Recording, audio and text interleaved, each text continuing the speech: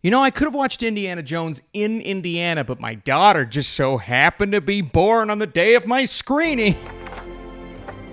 I asked my wife if I could go see Indiana Jones and show up late. She got mad at me. I didn't do shit. I'm not worried about it. I'm done.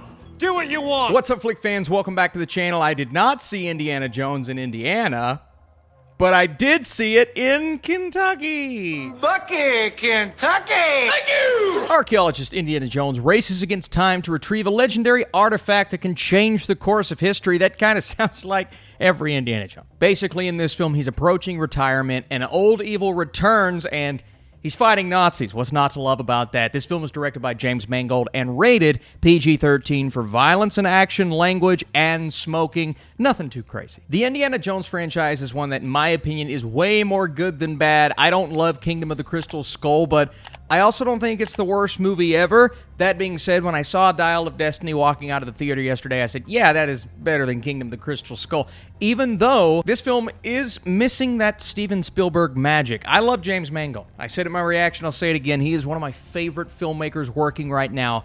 But for some reason, this film in particular, it's a bit more bland. It's a bit less stylistic than his movies usually are. It has similar color grading, but when you look at the special effects, the action sequences, there's one race chase sequence where they're on the little vehicles. You saw it in the trailer. That was entertaining, but at the same time, there was nothing incredible about it. And when I've been seeing these movies as of late, John Wick, Mission Impossible, these action films, and they do chasing sequences like on a ridiculous level to where it is absolutely outstanding. Your jaw is on the floor while you're watching, and then you see something like that in this movie.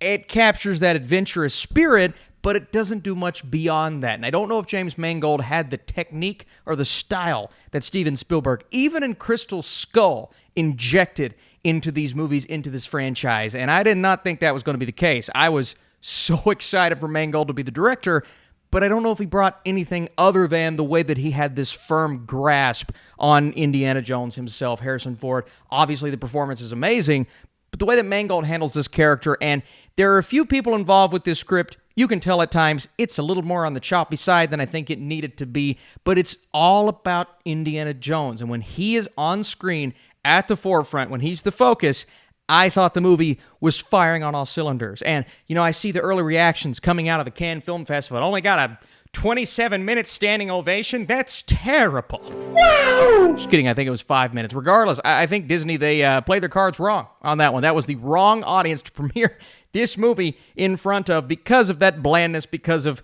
just the fact that there's not much in terms of the look and feel to this film.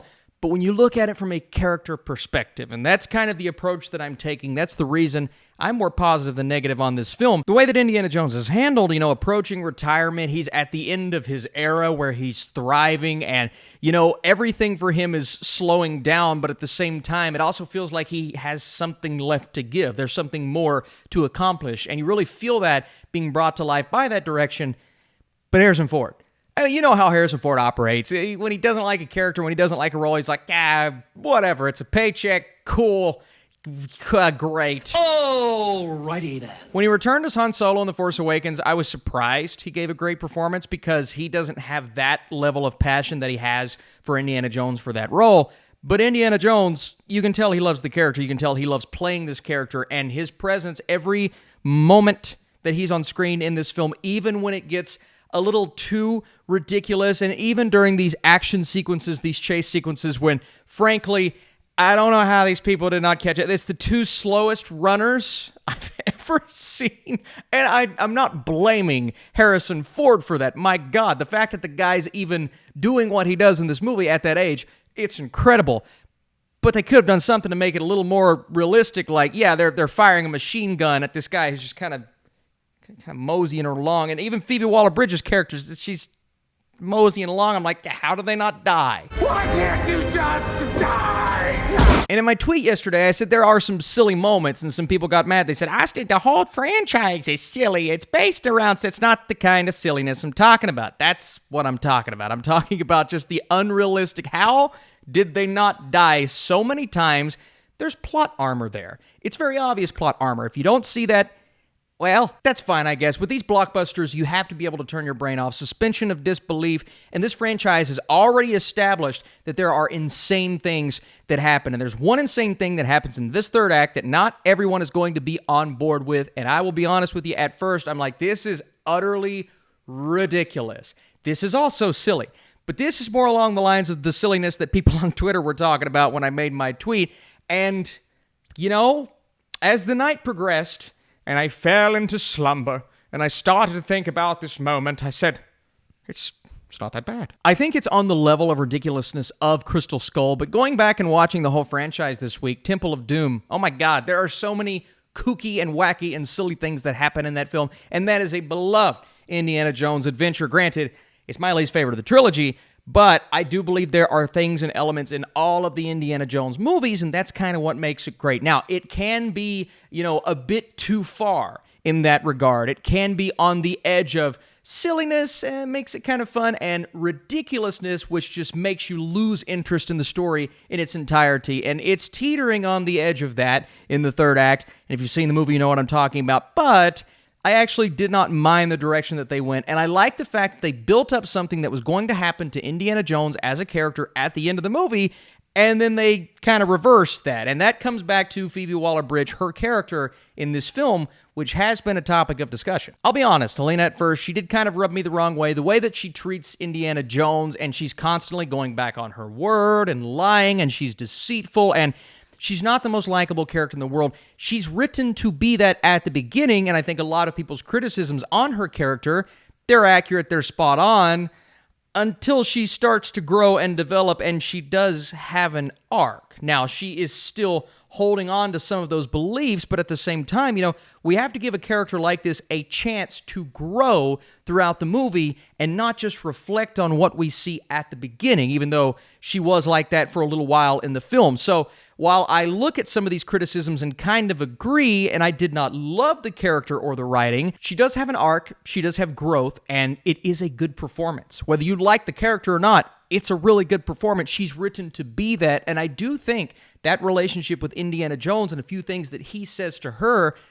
that started to impact me as the movie went on, and by the time it ended, I'm like, I actually thought her character served a nice purpose, as did some of the other characters. And really, you look back on the Indiana Jones franchise, and Marion, I think, is a good example of someone who does feel not that way, but similar to that way at points. I look at other big-name actors in this movie, whether they're new or old characters. Toby Jones plays someone who shows up in that prologue at the beginning, and the prologue, by the way, was classic Indiana Jones. The only thing I did not like about that was the special effects. We'll talk about that here in just a second. But Toby Jones, short-lived role, but it's definitely integral. Antonio Banderas, frankly, he did not need to be in this movie. He did not have a lot to do. It gave Indiana Jones someone to have an emotional connection to other than some of these other characters, but other than that, not much to do. And I kind of felt that way about the villains as well. Boyd Holbrook, I love when he unites or reunites with James Mangold. That was great to see. He was fun and quirky at the beginning, but he just ends up kind of being a henchman. The character of Mason had absolutely nothing to do of significance, of importance. Frankly, I don't know why that character was even in the movie, and I felt that way about some of these other minor roles. Mads Mikkelsen. I really love Mads Mikkelsen, but it feels like sometimes he'll pop up in these blockbusters and just kind of disappear. He doesn't do that in this movie. He is a good, maniacal, kind of over-the-top villain that has a motivation, even though that motivation is so ridiculous. I didn't hate the character, but at the end of the day, as a villain, it's just it's not the best villain I've ever seen in a blockbuster, but Mikkelsen's giving a fun performance, owning that type of a role.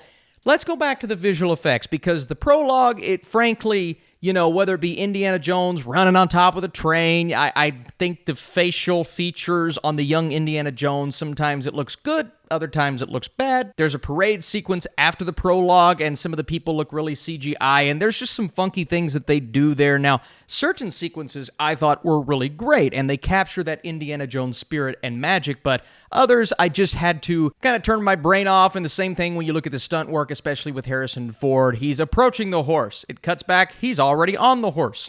Obviously, he's not going to jump. There's a spider on my camera. Look at that. That's the scariest thing I've ever seen. It could have eaten me. Can I get back to what makes this movie fun? It's the character arc of Indiana Jones and seeing what he has to go through in this film. They make some shocking decisions with his character. I was like, they're really doing that. And they did it. And I don't know if everyone's going to love that, but I, for one, thought it added to his character. Hey, that's pretty good. Before I give you my score, comment your thoughts down below. What is the best Indiana Jones movie? I'm going to use your comments in my ranking video of all of the Indiana Jones films and probably talk about them in my live stream this weekend. And I can't wait to give you my list. You're going to see maybe a surprise or two in there. Also, if you enjoyed this review and you want to drop a like, that would be awesome. While Dial of Destiny lacks the magic of the original trilogy, Harrison Ford's emotional connection to Indiana Jones is evident as he delivers a fantastic performance. I mean, genuinely awesome. This journey, like I said, gets too silly at times, especially in the third act, but there are plenty of moments that work. And I'm very interested to see what the divide is between certain critics and fans, but overall, I think the response is or has been improving since that film festival premiere, and that's a good thing. Now, I think we need to show out because the box office, it's not looking great, but I, for one, am excited to maybe go back and see this again if I can take some time away from the little one. She's a lot, but she's the best thing ever. I love her. Thanks for watching. See you soon.